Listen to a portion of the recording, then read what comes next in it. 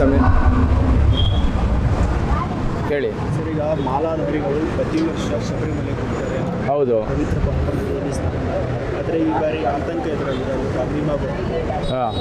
ಅಂದರೆ ಅಭಿಮ ಅಂದರೆ ಅದು ಯಾವುದರಿಂದ ಬಂದಿರೋದು? ಅದು ಪಕ್ಷಿಯಿಂದ ಬಂದಿದೆಯಾ ಯಾವುದಿಂದ ಬಂದು ಗೊತ್ತಿಲ್ಲ. ಅದು ಯಾವ್ದು ಕೆಲವರು ಪಕ್ಷಿಯಿಂದ ಬಂದಿಂದ ಹೇಳ್ತಾರೆ ಅವರು. ಅದು ಇಂಜೆಕ್ಷನ್ ಹಾಕ್ಕೊಂಡು ಸರೋಗುತ್ತೆ. ಅದು ಅವ್ರಿಗೆ ಆ ಕೇರಳದಲ್ಲಿ ಮಾತ್ರ ಬಂದಿದೆ, ಗೊತ್ತಾಗ್ತಲ್ಲ. ಅದು ಈ ಕಡೆ ಯಾವುದಿಲ್ಲ, ಈ ಕಡೆ ಎಲ್ಲ. ಅಲ್ಲೇ ನದಿಯಲ್ಲೇ ಸ್ನಾನ ಮಾಡುವಾಗ ಮೂಗು ಮುಚ್ಕೊಂಡು ಸ್ನಾನ ಮಾಡಬೇಕು. ಕೆಲವೊಂದು ಗೈಡ್ಲೈನ್ಸ್ಗಳನ್ನು ಆರೋಗ್ಯ ಇಲಾಖೆ ರಿಲೀಸ್ ಮಾಡಿದೆ.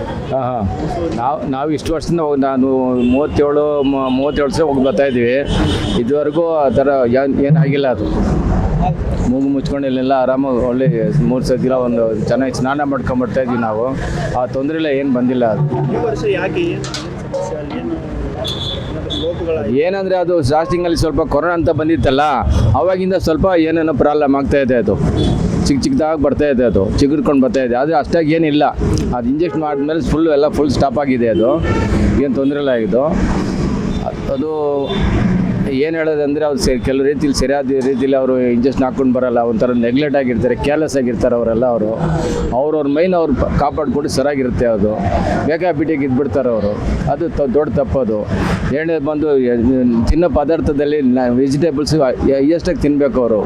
ವೆಜಿಟೇಬಲ್ಸ್ ಸೊಪ್ಪು ತಿಂದರೆ ಯಾವ ಕಾಯಿಲೆನೂ ಬರೋಲ್ಲ.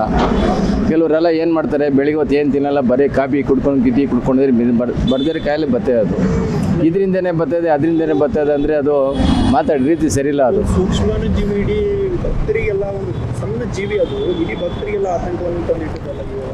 ಪಂಪಾ ನದಿ, ವಿಶೇಷವಾಗಿ ಪಂಪಾ ನದಿ ಒಂದು ಪವಿತ್ರ ನದಿ. ಹೌದು. ಅದು ಅಲ್ಲೇ ನಿಲ್ಲಲ್ಲ. ಅದು ನದಿ ಅದು ಹೋಗ್ತಾ ಇರ್ತದೆ. ಅದು ಅಲ್ಲೇ ನಿಲ್ಲಂಗಿದ್ರೆ ಏನೋ ಹೇಳ್ಬೋದು. ಅದು ಹೋಗ್ತಾ ಇರ್ತದೆ. ಅದು ಎಲ್ಲಿಂದೋ ಅಲ್ಲಿ ಕೇರಳದಲ್ಲಿ ಫುಲ್ ಎಲ್ಲ ನದಿಗಳೇ ಜಾಸ್ತಿ ಇರೋದು. ಹಂಗೆ ನೋಡೋಕೆ ಹೋದ್ರೆ ಎಲ್ಲ ಕಡೆನೂ ಬರಬೇಕಲ್ಲ, ನದಿ ಕಡೆಯೆಲ್ಲ ಬರಬೇಕು. ಯಾಕೆ ಅಲ್ಲೇ ಬರಬೇಕಲ್ವಾ? ಇದೆಲ್ಲ ಏನಿಲ್ಲ ಸ್ವಾಮಿ. ಅವೆಲ್ಲ ಅದು ಆದರೆ ಏನೋ ಇನ್ಸ್ಟ್ರಕ್ಷನ್ ಮಾಡಿದ್ದಾರೆ. ಎರಡನೇದು ಏನಂದರೆ ಜನಸಂಖ್ಯೆ ಜಾಸ್ತಿ ಆಯ್ತಲ್ಲ, ಕೆಲವರೆಲ್ಲ ಡೆಡ್ ಆಗ್ತಾರೆ ಅಂತ ಕಾರಣದಿಂದ ಬೇಕಾದ್ರೆ ಇಂಡೈರೆಕ್ಟ್ ಆಗಿ ಮಾತಾಡಿದ್ದಾರೆ. ಅಲ್ಲಿ ಲೋಕಲ್ ಸ್ವಚ್ಛತೆ ಕಡಿಮೆ ಇದೆ, ಅದು ಕಾರಣ ಇರ್ಬೋದಾ? ಈ ರೀತಿ ಯಾವುದು ಸ್ವಚ್ಛತೆ ಏನಾದರೂ ತೊಂದರೆ ಇದೆ? ಇಲ್ಲ, ಇವಾಗ ಮುಂಚೆ ಒಂದು ಸ್ವಲ್ಪ ಇತ್ತು. ಅದು 20 ಇಯರ್ಸ್ ಬ್ಯಾಕ್ ಮುಂಚೆ ಆ ಥರ ಇತ್ತು. ಇವಾಗೆಲ್ಲ ಪಕ್ಕ ಡಿಸಿಪ್ಲಿನ್ ಮಾಡ್ತಾ ಇದ್ದಾರೆ. ಮುಂಚೆ ಥರ ಎಲ್ಲ ಈಗ ಪ್ಲಾಸ್ಟಿಕ್ ಏನಿಲ್ದಂಗೆ ಅಷ್ಟು ಕರೆಕ್ಟಾಗಿ ಮಾತಾಡ್ತಾ ಇದ್ದಾರೆ ಈಗ. ಅದ್ರ ಬಗ್ಗೆ ಏನು ತೊಂದರೆ ಇಲ್ಲ ಅವೆಲ್ಲ. ಅದು ಮುಂಚೆ ಅಂದರೆ ಅದೇನೋ ಒಂದು ಒಲೆ ಹಚ್ಬಿಟ್ಟು ದೀಪ ಅದೇನೋ ಅಡಿಗೆ ಮಾಡ್ಕೊಂಡು ಚೆನ್ನಾಗಿ ಮಾಡ್ತಾರೆ. 108 ಬುದ್ಧಿ ಎಲ್ಲ ಇಟ್ಕೊಂಡು ಮಾಡ್ತಾಯಿದ್ರು. ಇವಾಗ ಅದೆಲ್ಲ ಫುಲ್ ಕ್ಯಾನ್ಸಲ್ ಆಗೋಯ್ತು.